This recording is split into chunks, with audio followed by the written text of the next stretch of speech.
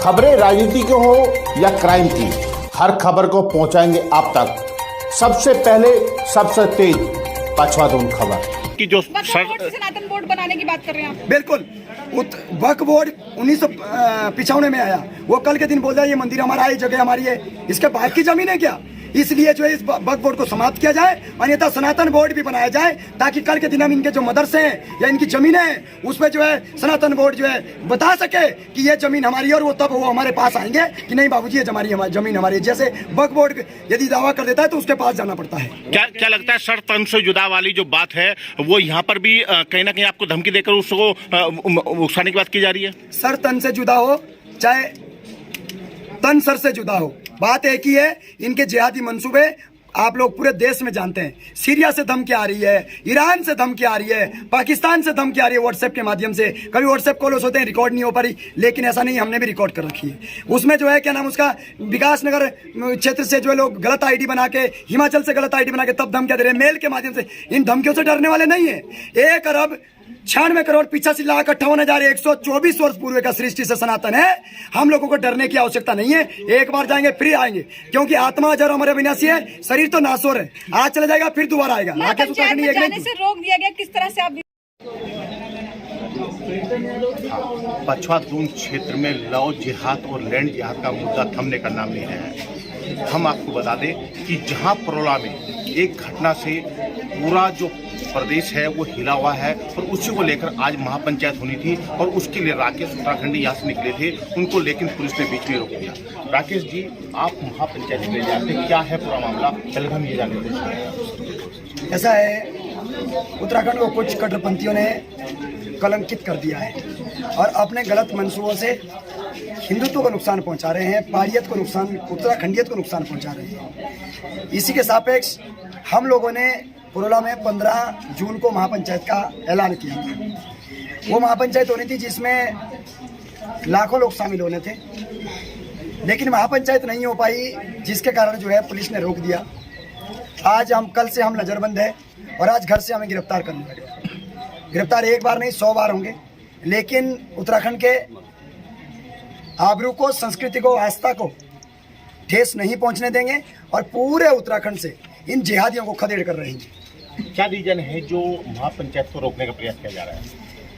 Reason क्या है वो तो हम नहीं जानते, लेकिन सच बात तो ये है कि उत्तराखंड के अंदर पुरोला में, पहले नौगांव में 2 साल पहले घटना घटी। एक मुस्लिम कबाड़ी ने 9 साल की लड़की को 5 दिन तक बंधक बना के रखा, उसके साथ गलत कृत्य करे। उसके बाद जो है नौगांव में पुरोला में घटना घटती है, और 15 साल की लड़की को अगवा किया जाता है, उनको जेल भेज दिया गया। कई लोग ये कह रहे हैं कि ये है वो है।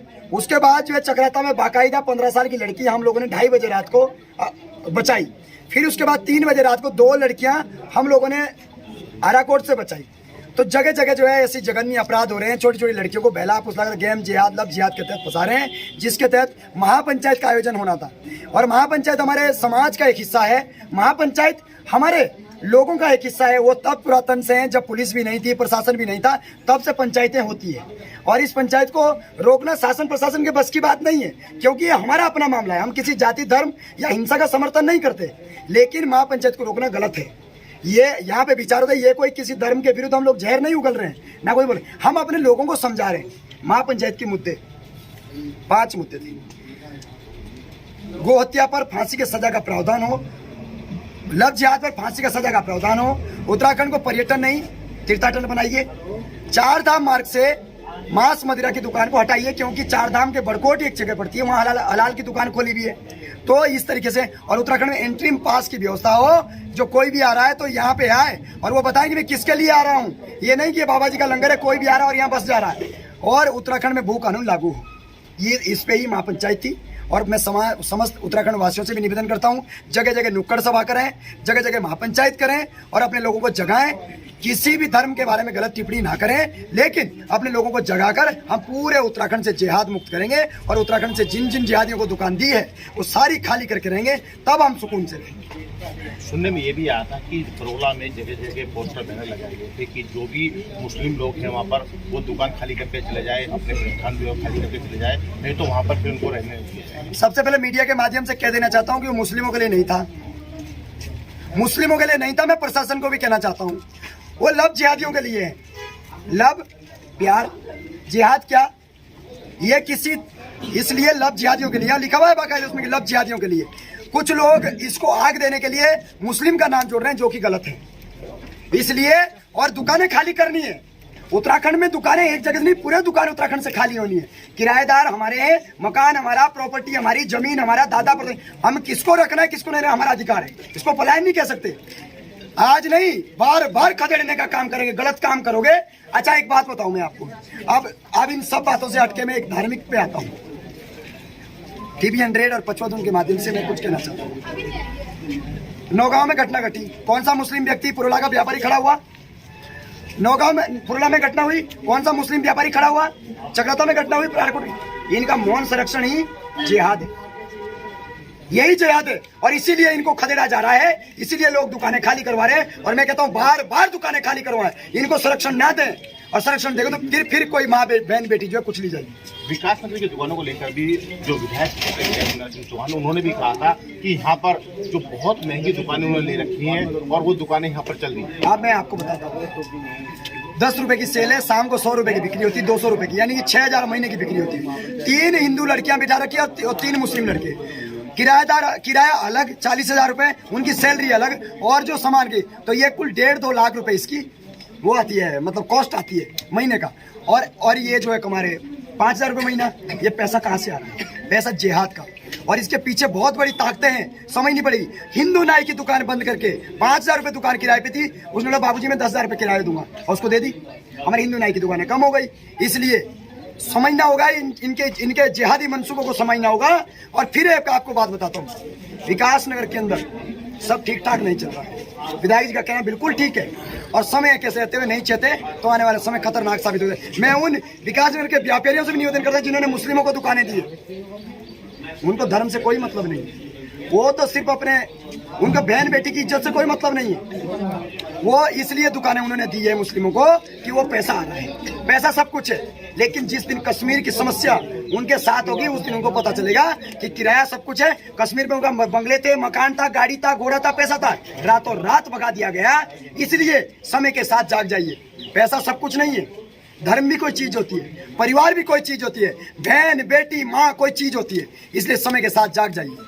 दुकान अपने लोगों को दी, अपने परिवार में दीजिए। गोकशी करने वाला, लव जिहाद करने वाला, लैंड जिहाद करने वाला, व्यवसाय जिहाद करने वाला व्यक्ति का पैसा यदि आपके घर में आ रहा है तो आप भी उतने ही दोषी है जितने वो लोग। यदि गाय खाने वाला दोषी तो उसका पैसा लेने वाला किराए के रूप में वो भी उतना ही दोषी है। इसलिए आपके चैनल के माध्यम से निवेदन, सभी लोगों से आस्था आग्रह, समस्त सभी लोग अपनी दुकानें खाली करवाएं, सभी अपनी दुकानें खाली करवाएं। किसी के बहन बेटी के साथ कोई खिलवाड़ करता है तो उसको जो है रोकने का प्रयास करें। पूरे उत्तराखंड के अंदर ये छोटी छोटी महापंचायतें करने की कोशिश करें। निश्चित रूप से एक दिन उत्तराखंड में बदलाव आएगा, चाहे हमारे सर भी कलम हो जाए। ये थे हमारे बीच राकेश उत्तराखंडी जो बता रहे थे कि जो दुकानें हैं वो बहुत महंगे रेट पर किराए पे दिए, तो इसका मतलब है कहीं ना कहीं बाहर से फंडिंग हो रही है। ज्ञान सिंह, विकास नगर से TV। हाँ रोल जी सर, जानना चाहेंगे पुरोला की घटना को लेकर आज कुछ लोग महापंचायत के लिए जा रहे थे, उनको रास्ते में रोक दिया गया, क्या है पूरा मामला? हाँ, राकेश उत्तराखंडी और उसके साथियों का आह्वान था कि वो पुरोला जाएंगे इसमें महापंचायत में सम्मिलित होने के लिए, जिनको हमारे द्वारा यहाँ पर रोका गया है ताकि वहाँ शांति व्यवस्था बने रखे और यहाँ भी शांति व्यवस्था और सद्भाव बने। आगे किस तरह से कार्रवाई देख रहे हैं, क्योंकि पुरोला की घटना जो लगातार जो है उत्तराखंड में एक नया रूप धारण करती जा रही है? इसके दृष्टिगत हमने अपने सभी कांस्टेबलरी, सब इंस्पेक्टर और सभी को वो कर दिया गया, सचेत कर दिया गया कि किसी भी प्रकार की घटना होने पर त्वरित कार्रवाई करें। राकेश उत्तराखंडी ने दावा किया है कि उनको धमकी मिल रही है, लगातार फेसबुक, व्हाट्सएप और ईमेल के माध्यम से धमकी मिल रही है कि गजवाई हिंद के तहत उनका सर्कलम कर दिया जाएगा।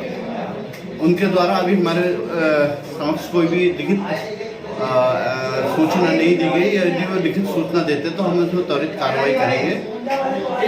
अगर ऐसे में, क्योंकि आपको मालूम है सर कि राजस्थान में भी उदयपुर में एक ऐसा घटना हुई है, और अगर उस घटना को यहाँ पर भी दोहराया जाता है तो किस तरह से उसकी प्रोटेक्शन के लिए आप क्या करेंगे? नहीं, हमारे द्वारा उन्हें पूर्ण सुरक्षा दी गई है। उनको एक गनर भी मिला हुआ है जी। तो ऐसा अगर कोई भी ऐसी सूचना आती है या कोई भी उनके द्वारा कोई तहरीर दी जाती है तो हम उस पर तुरंत कार्रवाई करेंगे। ठीक है।